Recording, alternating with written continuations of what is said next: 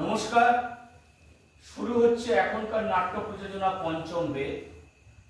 নাট্যরূপ মলয় ঘোষ, রূপসজ্জা ও সঙ্গীত সুরঞ্জন প্রামাণিক, নির্দেশনা ডক্টর বিভাস সর্দার, প্রযোজনা দক্ষিণ চব্বিশ Pargana film and theatre society.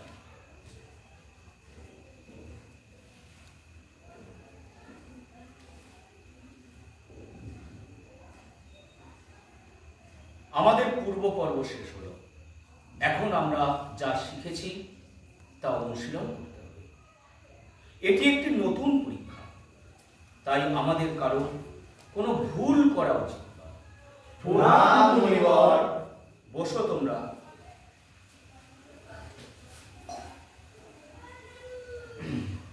বলো, তোমাদের আগমনের উদ্দেশ্য কি? আপনি নাট্যশাস্ত্র লেখার পর থেকে আমাদের সবার মনে অনেক প্রশ্নের উদয় হয়েছে। সেই সব প্রশ্নের উত্তরগুলির সন্ধানে আমরা আপনার কাছে এসেছি। বলো, বিনা দ্বিধায় তোমাদের মনে কোন প্রশ্নের উত্তর চাই আমাকে জিজ্ঞাসা করো। গুরুদেব, কিভাবে নাট্যশাস্ত্রের উৎপত্তি হলো? নাট্যশাস্ত্রের উদ্দেশ্যই বা কি? তুমি খুব ভালো প্রশ্ন জিজ্ঞাসা করেছ। এই প্রশ্নটি কেবল নাটকের জন্য নয়, আমাদের জীবনের সঙ্গেও যুক্ত। ত্রেতা যুগের পর থেকে মানুষের মধ্যে লোভ বড় বেশি প্রকট হয়ে ওঠে। পাপ আর সংঘাতের দিকে মানুষের এগিয়ে যাওয়ার প্রবণতা দেখা যায়। তখন ইন্দ্র ব্রহ্মার কাছে প্রার্থনা করলেন এমন একটি মাধ্যম তৈরি করতে যাতে দৃশ্যমানতা ও শ্রবণ শক্তিকে সঙ্গে মানব জাতিকে অর্থ, ধর্ম, কাম ও মোক্ষের দিকে এগিয়ে নিয়ে যেতে পারে। ইন্দ্রের অনুরোধে ব্রহ্মা তৈরি করলেন নাট্যবেদ, যার প্রায়োগিক দিক হল এই নাট্যশাস্ত্র।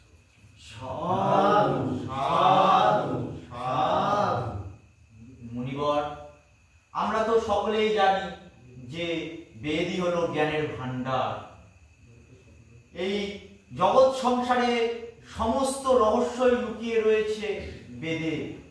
সুতরাং বেদগুলি আমাদের জন্য যথেষ্ট। তাহলে এই নতুন বেদের আবার কারণ কিসে? নতুন বেদ সৃষ্টি করা হলো কারণ সমস্ত মানুষকে সবকিছু সহজে বোঝাবার ব্যবস্থা করতে হবে। মনে রাখতে হবে, একমাত্র নাটকের মাধ্যমে আমরা সাধারণ মানুষকে শিক্ষা এবং ধর্মের পথে এগিয়ে নিয়ে যেতে পারি। তাই এই শুভ উদ্দেশ্য সাধন করার জন্য স্বয়ং ব্রহ্মা 4টি বেদের উপাদানকে একত্রিত করে নাট্যবেদ রচনা করেন। 4টি বেদের তত্ত্ব ও উপাদানগুলি নিয়ে কি করে নাট্যবেদ রচিত হলো গুরুদেব, আপনি যদি একটু বিস্তারিত বলেন।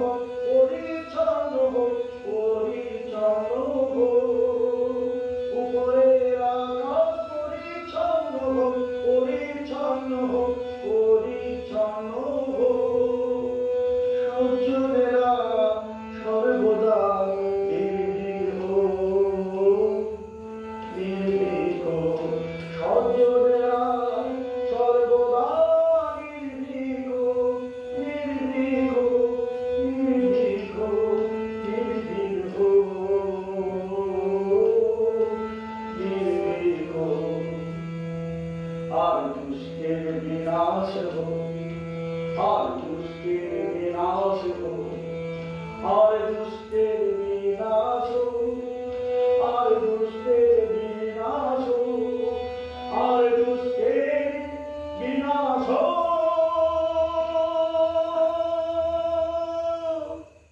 আপনারা নাটকে যে পাঠ শোনেন তা স্বয়ং ব্রহ্মা ঋগ্বেদ থেকে দিয়েছে। আর এই যে গানটি আপনারা শুনলেন এটি সামবেদ থেকে এসেছে। নাটকে গান এলো সামবেদ থেকে, যজুর্বেদ থেকে এলো অভিনয়, আর অথর্ববেদ থেকে এলো রস। এইভাবে 4টি বেদ থেকে উপাদান নিয়ে নাট্যশাস্ত্র রচিত। গুরুদেব, আমার একটা প্রশ্ন, কেবলমাত্র দেবতাদের জন্য এই নাটকটা তৈরি হয়? না না, তা নয়।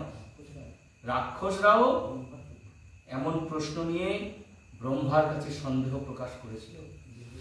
দেবতা, দানব, মানুষ, রাক্ষস সকলেই নাটক করতে পারে। নাটকের মধ্যে সমস্ত আচার দেখানো হয়। এই গ্রন্থটি 3টি পৃথিবীর বর্ণনা দেয়। শুধু তাই নয়, দুঃখে ক্লান্ত, শোক জর্জরিত মানুষকে বিশ্রাম দিতে পারে নাটক। নাটকের মধ্যে সমস্ত রস, সমস্ত অনুভূতি, সমস্ত শাস্ত্র, সমস্ত শিল্পকর্ম লুকিয়ে আছে। এমন কোনো জ্ঞান নেই, এমন কোনো ক্রিয়া নেই যা নাটকে নেই। আশ্চর্য! সমগ্র সৃষ্টির অন্তর্ভুক্তি এই নাটকে। জাগতিক, অজাগতিক, লৌকিক, অলৌকিক, ধর্ম, শিল্প সব এই নাট্যকলার মধ্যে। হ্যাঁ,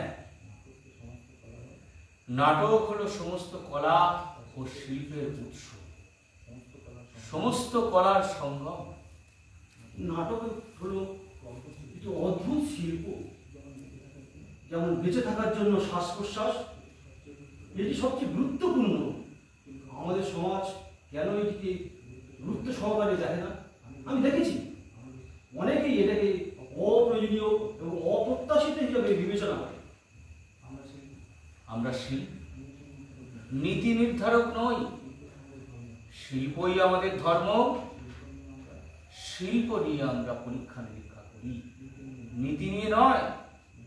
মনে রাখতে হবে, নাটক কেবল একটি শিল্পই নয়, এটা হচ্ছে সমাজের একটি আয়না। এটি সত্যের পথে, মানবতার পথে মানুষকে এগিয়ে নিয়ে যায়।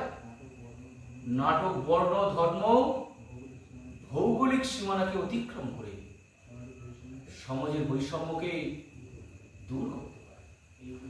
এই অনুভূতি নিঃসন্দেহে বিশ্বকে একটি আদর্শ বিশ্বে রূপান্তরিত করবে।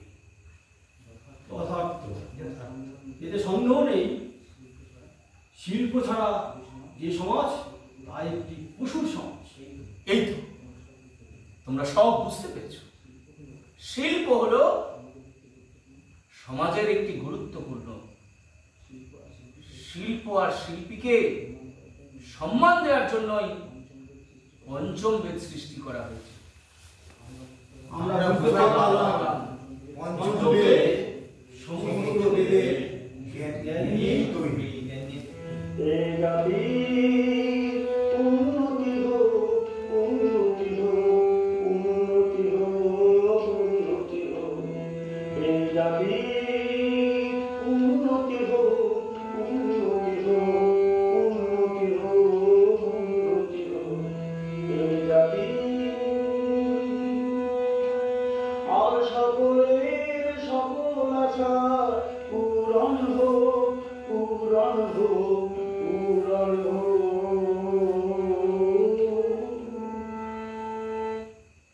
তাপসবৃন্দ, আমরা নাট্যশিল্পীরা তোমাদের স্বাগত জানাতে প্রস্তুত। তোমাদের জন্যই তারা অপেক্ষা করছে। সেখানে গিয়ে তোমরা নাটককে উপভোগ করো। এদেশ তোমার আমার, আমরা হব সবার, এদেশ তোমার আমার, এদেশ তোমার আমার, আমরা হব সবার, এদেশ তোমার আমার, এদেশ তোমার আমার।